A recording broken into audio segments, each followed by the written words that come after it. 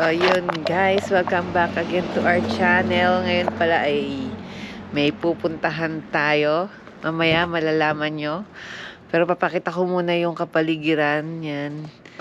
Autumn na. Madadaanan natin yung mga halaman na kulay orange. So, yun tayo natin si Manong Joby na mailabas yung sasakyan.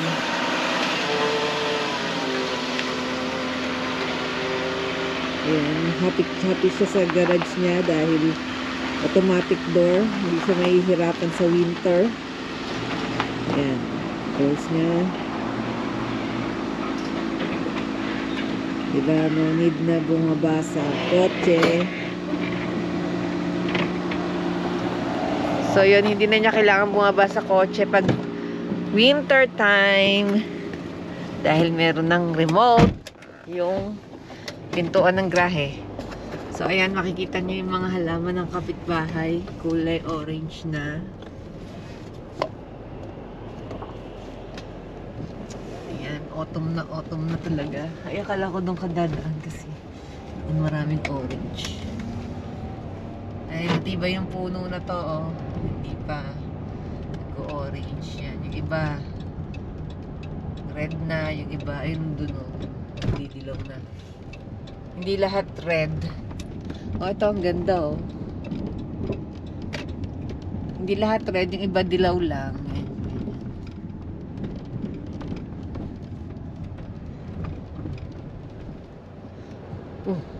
Saan niya nakikita yun? Ito yung likod ng aming bahay. Ay, ano, Binandalan. Ito yun yung bahay namin. Yan yung likod namin. Sila yung nasa likod namin. Yung mga kabahayan. Oh, ayan, oh.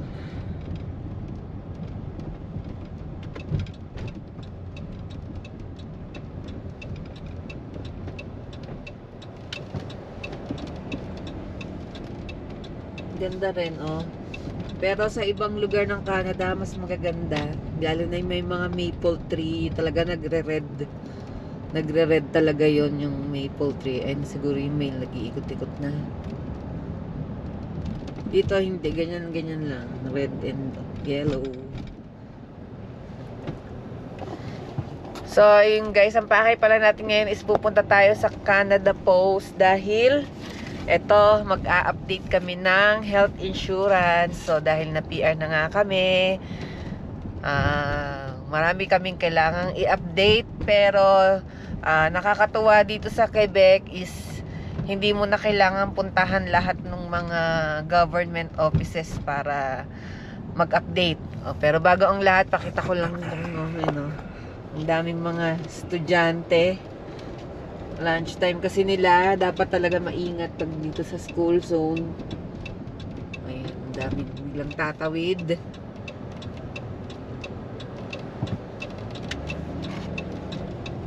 So, ayan, nabalik ako dahil dito sa Quebec maganda. May isang website ka lang napupuntahan. Ma-update na lahat yung address mo. Bukod dun sa pag-update ng status. Kung magkakataon kami, lumipat kami ng bahay. Isang website lang yung pinuntahan namin. Nag-fill up lang kami doon ng bagong address. Tapos yung social insurance number namin. And then, ayun, na-update na. Hindi na namin kailangan puntahan. Katulad sa mga pension, sa license. Saan pa ba? Ano pa ba yun? Sa mga ibang, sa bangko, automatic na nagbago. Doon sa license namin ang galing nag-send lang sila ng mail na merong parang may maliit na sticker ng bagong address, then ididikit namin dun sa likod ng lisensya. So, hindi na namin kailangan pumunta dun sa opisina ng lisensya or para magpa-update.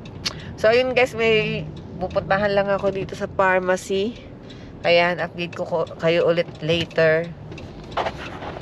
Dito sa Canada Post. Ayan. Since PR na nga kami, kailangan naming i-update yung aming health card bilang permanent residents kasi yung health card namin ngayon is nakatag as temporary. So, Kailangan namin i-update yon. So ngayon napaggastos kami ng $138. Pero okay lang yon kasi libre naman lahat yung pagdating sa healthcare. Hindi matutumbasan yung 138 nun sa mga ano. Tsaka ngayon lang naman to dahil nga nag-update din kami ng status. So yung 138 is para sa aming apat lang. Hindi kasali si kuya. Bali yung pag nagpa-update ka ng card, may bayad na $25. So kailangan mo mag-send ng money order, parang cheque siya na $25 each kami. Pero yun, kapag nanghingi ka ng parang money order, parang ganun, is may bayad na $8.50 each. So total sa amin is $138 para makapagpa-update ng card. Parang walang bayad yun sa padala, or kasama na yung bayad sa padala. So ngayon may pupuntahan, maliit lang. may pupuntahan tayo. Charan! Ayan. So yan, ang ibig sabihin yan is meron tayong bagong uutangin. Pero hindi muna namin i-reveal ngayon kung anong klase. Pero syempre dahil tayo nandito, alam niyo na kung ano yon. Ayan. So ngayon na-approve na nga ulit kami sa aming bangko na pwede daw kaming umutang pa ulit. After namin kumuha ng bahay, so pinayagan pa ulit nila kaming umutang. So ayan. Oo. Pero hindi pa namin ngayon makukuha. Pipirma pa lang kami at magbabayad ng deposit since hindi pa namin makukuha kasi nga parating pa lang dito. So yun, magbabayad lang kami ng deposit din sa November. Sa November pa namin siya makukuha, kaya hindi ko muna i-reveal kung ano yun. At next time ko na rin i-explain bakit yun ang aming kinuha. So yun guys, pasok lang kami sa loob. So eto guys, ayan, nakapirma na tayo ng kontrata dito sa Shibugamo Automobile. Ayan, pakita ko sa inyo. Ayan. Mabilisan lang. Na-approve na nga yung loan namin. Pumirma kami. Then, sa November pa namin makukuha.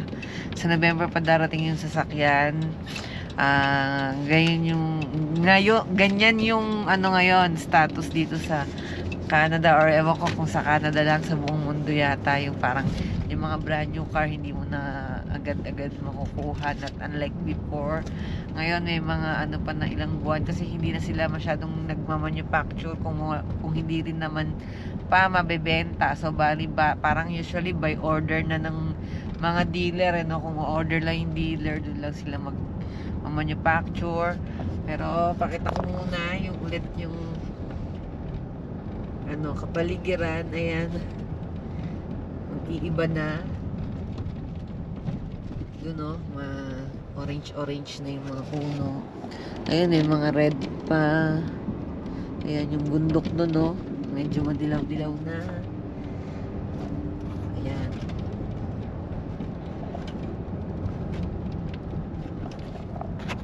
Pero based sa experience namin sa 3 taon namin dito sa Canada, medyo delay ngayon yung winter. Usually gantong time, mag-October na, malamig na talaga. Minsan nag-i-snow ng meron nga akong story sa Facebook or post sa Facebook parang nag-appear. Ay, ang ganda ng puno,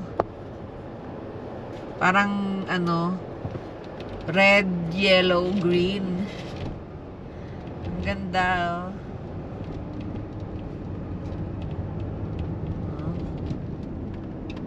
Ang ganda ng color. Yung sa amin wala pa, hindi na nag-red yung halaman sa harapan. Ayan. So yun nga, mabalik ako. Huli na nga, ano lang ngayon, 21 degrees lang eh. So parang base doon sa mga experience namin mga nakaraan, mga gantong panahon is malamig na, mag-October. Kaya yun, medyo mainit-init pa nga pag tanghali. Kumaga tamang-tama lang, hindi siya sobrang lamig. So, ayan, nandito ulit kami sa bahay. So, yun yung aming ginawa. Kaya kami lumabas. So, ayan, automatic open nga yung pinto. So, ngayon, ipapasok na namin muna lagi dito sa loob ng garage yung kotse kasi may mga nababalita na may mga nagbabandal ng mga sasakyan dito sa lugar namin. So, ayun, yun nga ang hirap. Na dumadami yung case na yung ini-sprayan talaga nila yung kotse. So, hindi magandang yun, balita. Kaya ito, dito namin ilalagay sa loob ng garage. So, to guys, isi-share ko lang yung na-discount namin dito sa kotse. Ayan, kung makikita nyo, may $1,000 for Bienvenue au Canada. So, ayan, binibigay nila yan na discount or parang incentive sa mga bagong dating dito sa Canada at bumili ng sasakyan. So, ayan, $1,000. So, hindi ko muna i-reveal kung ano bang sasakyan ito, itong kinuha namin. So, ayun nga. So, at least, nakasave kami ng 1,000. Bali, kumuha rin kasi kami ng winter tire dahil November na darating yung car. So, winter na nun. So, kumuha na rin kami ng winter tire. So, parang nalibre na yon yung winter tire. Nasa 1,100 something yung winter tire. So, dun nga sa Bienvenue au Canada na 1,000 na discount namin. So, yung parang yun na rin yung bayad namin sa winter tire. So, ayun guys, yun lang yung ating activity for today. Salamat sa pagsama. At yun nga, na-share ko nga na yun nga, na PR na kami. Marami kaming kailangang mga i-update. Siguro next vlog, sasabihin ko kung ano-ano yung mga yon. Bukod pa dun sa health card. So, yun guys, maraming salamat sa pagsama sa amin today.